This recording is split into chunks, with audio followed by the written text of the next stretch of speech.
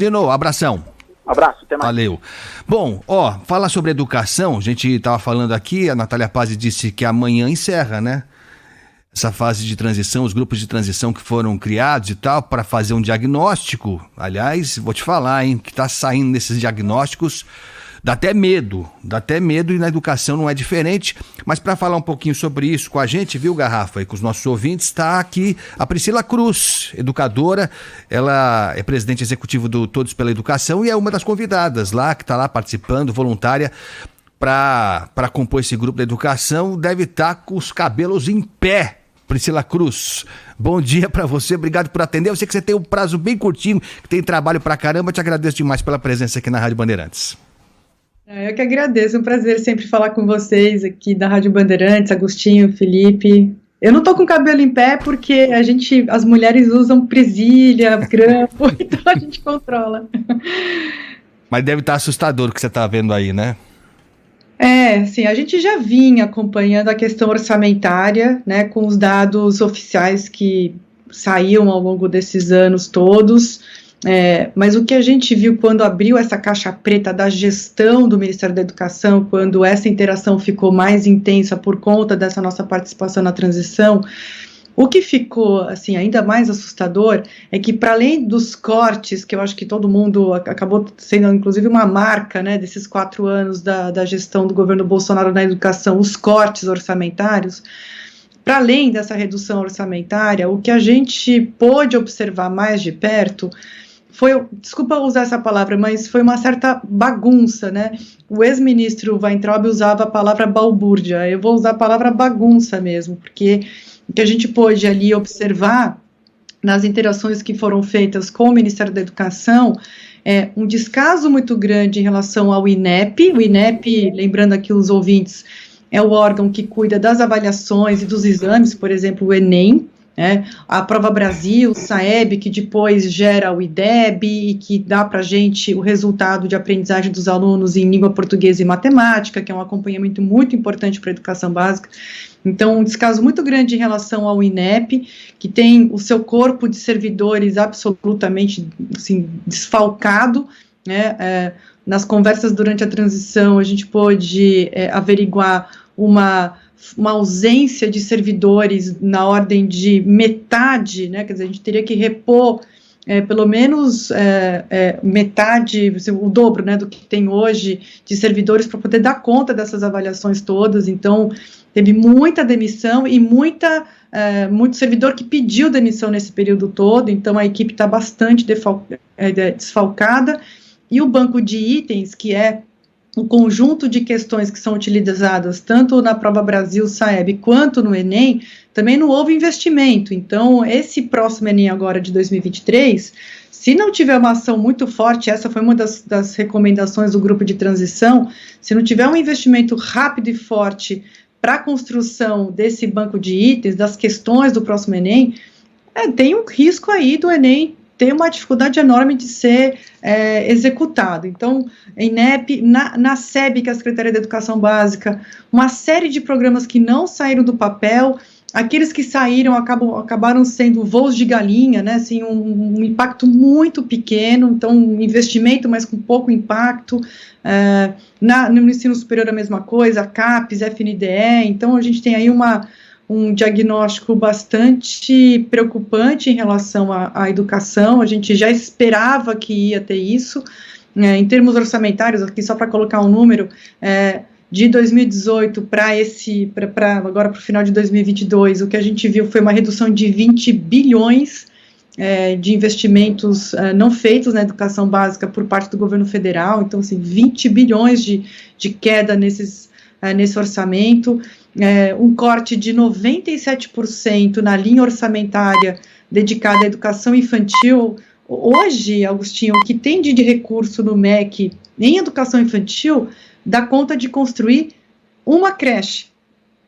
Em transporte escolar, tem dinheiro para comprar um ônibus e meio só, no governo federal, a gente está falando aqui. Não houve nenhuma atualização do valor que é repassado pelo governo federal para estados e municípios para a alimentação escolar, né? Então, também há uma previsão de ter que subir esse valor. Então, o que a gente tem é uma combinação muito ruim, muito perversa para os alunos, de cortes, né, orçamentários, que eu acho que essa foi a marca mais forte, mas também de bagunça na gestão. Então, o próximo ministro ou ministra terá que fazer um trabalho duplo aí, né, de recomposição desse orçamento, mas também de reestruturação do Ministério da Educação, né, então mexer nas secretarias, né, tem secretarias que precisam ser extintas, outras que precisam ser religadas, né, estruturadas novamente, investimento no corpo técnico do INEP, investimento também em reorganizar a CAPES. Então tem muita coisa para ser feita, por isso que esse trabalho da transição, em que pese seja, né, eu acho que o grupo da educação, se eu não me engano, foi o grupo maior, a gente cresceu muito no número de integrantes, então visões muito diferentes, a gente teve muitos debates, mas algumas convergências importantes, e essas convergências vão aparecer nesse relatório que será divulgado entre hoje e amanhã. O relatório já está fechado, eu já não tenho mais acesso a esse relatório, estamos todos aguardando para poder observar qual que vai ser a redação final desse relatório. Bom dia, Priscila. Aqui, semana passada, o deputado federal eleito Guilherme Boulos foi entrevistado e ele falava assim, no âmbito das obras, a gente não tem dinheiro para obras até a primeira semana de janeiro. E é claro que o Ministério do Desenvolvimento Regional tem muito menos dinheiro do que o Ministério da Educação e da Saúde, que são os ministérios que têm mais orçamento da União. Mas se a gente pegar essa frase do Boulos para entender o tamanho da crise no sentido de obras, de desenvolvimento regional, e agora ir para a educação, a gente corre um risco de ficar sem dinheiro, não nas primeiras semanas de janeiro, mas a gente tem um risco orçamentário na educação de qual tamanho, se é que dá para colocar nessa proporção, citando o exemplo até do que disse o Boulos em obras, Priscila. Sim. Felipe, olha, tem que olhar como que vai ser a aprovação da PEC, da transição, para justamente ver o quanto de recursos o governo federal vai conseguir para a recomposição geral do governo e a força que a educação terá nessa redistribuição dos recursos, né?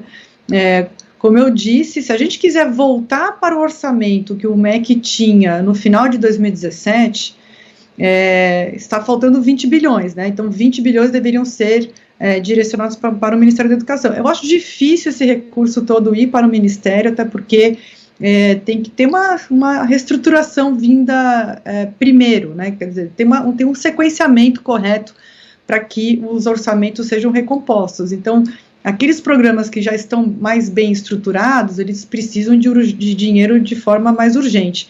Agora, o Ministério da Educação vai ter que ter, ao longo de 2023, uma série de trabalhos para restituir as estruturas que foram absolutamente destruídas, né? Então, por exemplo, a Secretaria de Alfabetização precisa ser reincorporada à Secretaria da Educação Básica, porque não faz sentido você ter alfabetização separada da educação básica. Precisa ter um investimento no banco de itens do INEP, mas tem um trabalho anterior de, por exemplo, restituir o Pacto Federativo União, Estados e Municípios, elaborar de forma conjunta, do governo federal liderando, mas com estados e municípios participando, uma grande política, e essa é uma das recomendações do grupo de transição, uma grande política para a recuperação da aprendizagem que foi perdida durante a pandemia. Essa primeira etapa é uma primeira etapa que não exige imediatamente, como você está colocando, na primeira semana, recursos federais, né? Então tem um trabalho de gestão, né, de recomposição da governança que precisa ser feito antes. A mesma coisa, a estruturação do MEC, INEP, FNDE, CAPES, etc. O que vai precisar ter recursos imediatos é alimentação escolar. Essa sim é imediato, essa recomposição tem que ser imediata. Tem uma linha ali específica para compra de livros didáticos, se não tiver logo no começo, vai ter falta de livros para os alunos ao longo do ano, e principalmente para 2024, então tem aí um recurso que precisa ser recomposto rapidamente. O resto vai vir ao longo do ano, né? Então é isso que a gente vai precisar observar de perto. Agora, hoje, dá para dizer que o Ministério da Educação está no osso, né? Está absolutamente sem recurso algum, discricionário, principalmente discricionário, são esses recursos que podem ser alocados, por exemplo, para para fazer com que o governo federal tenha uma política de indução junto aos estados para expansão da educação integral, por exemplo, que é importantíssimo que isso seja feito. Ou para o apoio técnico, que vem com recursos também, para a implementação da reforma do ensino médio, ou para a implementação da Base Nacional Comum Curricular, enfim. Mas isso tem que vir ao longo do ano. Para a primeira semana, a gente tem aí algumas linhas orçamentárias que precisam ser recompostas, mas não é nesse montante de 20 bi. Priscila Cruz, a Priscila está com o horário dela estouradíssimo, ela entrou aqui porque ela respeita muito a Rádio Bandeirantes, a gente gosta muito da Priscila. Eu torci muito para a Priscila ser escolhida para fazer parte desse grupo. Eu achei que seria. Não, eu falei para ela que eu torço para ela ser a ministra. Então, achei que seria já anunciada. Vai saber, né? Vai saber, não sei se ela sabe, ela também não vai falar isso aqui agora aqui.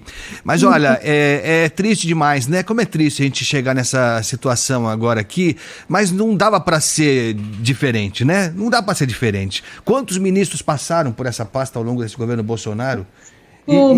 Ministros.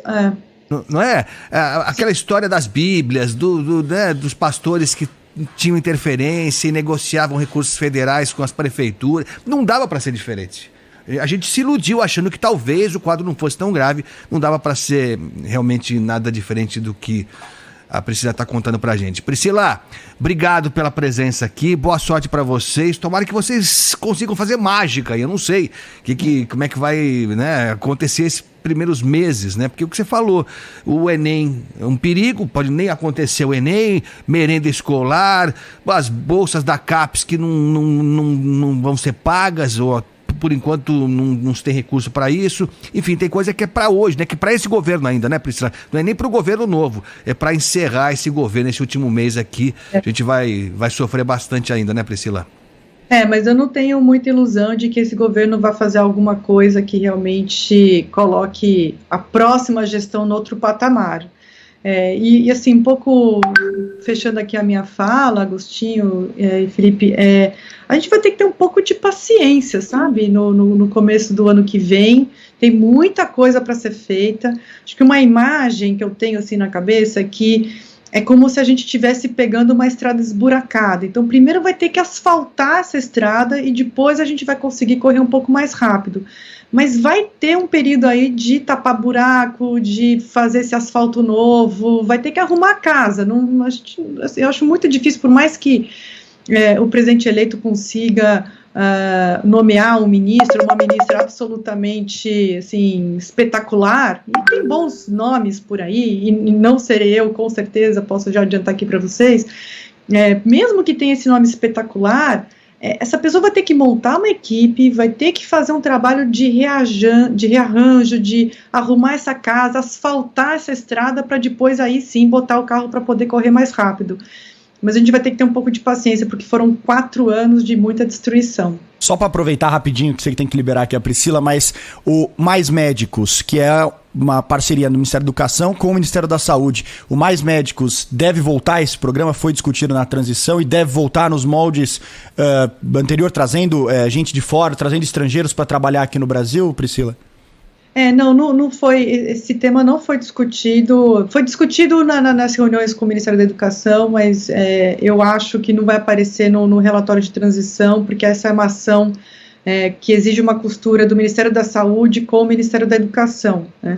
A mesma coisa a Bolsa Jovem, né? A Bolsa Jovem, que é aquela bolsa para permanência do jovem, deve ter alguma linha ali no relatório da transição, mas é algo que vai ser discutido também com o Ministério do Desenvolvimento Social. Então, eu acho que tem muitos programas, eles são em conjunto com outros ministérios. A mesma coisa aqui, para citar um terceiro exemplo, primeira infância, a sugestão que a gente recomendou, né, a alternativa que a gente recomendou é que haja uma secretaria especial ligada à presidência para a educação infantil, né, para a primeira infância, melhor dizendo, né, porque primeira infância é uma área que exige a participação da educação, da assistência, da saúde, esporte, cultura, parentalidade. Então, seria uma secretaria muito forte, ligada diretamente à presidência, para cuidar dessa área que é transversal a várias pastas. Então, a gente houve uma dedicação muito grande para aqueles programas específicos para a educação e para essa reconstrução que será necessária para o Ministério da Educação. E aí tem vários outros programas que ao longo da gestão vão também ter que ser objeto, mas eles são mais cruzamento de várias pastas. Priscila, brigadão, viu? Obrigado mesmo, a gente vai se falar muito ao longo do ano novo. Se a gente não se falar até lá, Feliz Natal para você aí, para todos aí, tá bom? Obrigado pela presença aqui. Parabéns pelo programa e pela audiência incrível que vocês têm. Valeu. Bom dia. Até Obrigado. mais. Tchau, tchau. Tchau, tchau. Priscila Cruz, do Todos pela Educação, que faz parte